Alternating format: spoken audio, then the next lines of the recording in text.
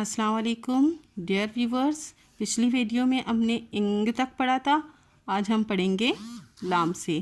ये है लाम, नॉर्मल वाला लाम जो उर्दू और सिंधी में एक जैसा ही होता है।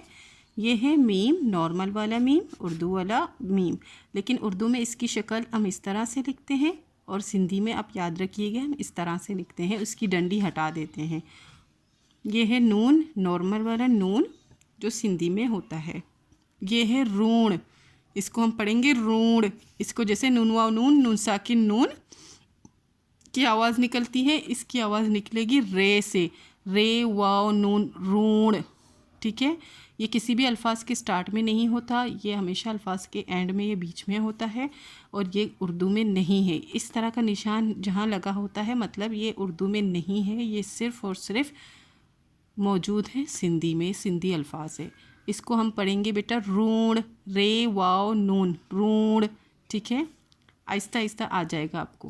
वाव नॉर्मल वाला सिंधी में हम दो चश्मे हैं और हिस है को सिंधी में हम दो चश्मे है की तरह ही लिखेंगे।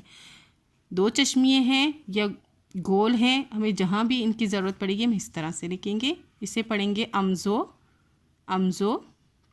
और ये है ये, इस सिंधी में उर्दू में छोटी ये और बड़ी ये होता है, सिंधी में सिर्फ ये छोटी ये होता है।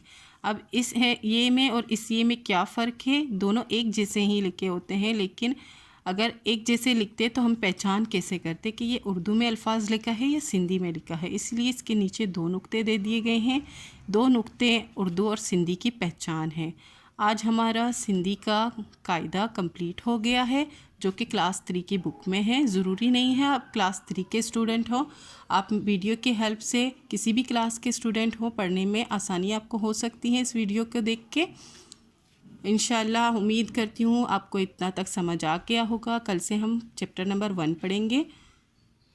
अगर आपको मेरी वीडियो से कोई भी हेल्प मिली हो, प्लीज़ अपने दोस्तों के साथ लाइक, शेयर एंड सब्सक्राइब करना ना भूलिए। अल्लाह हाफिज़।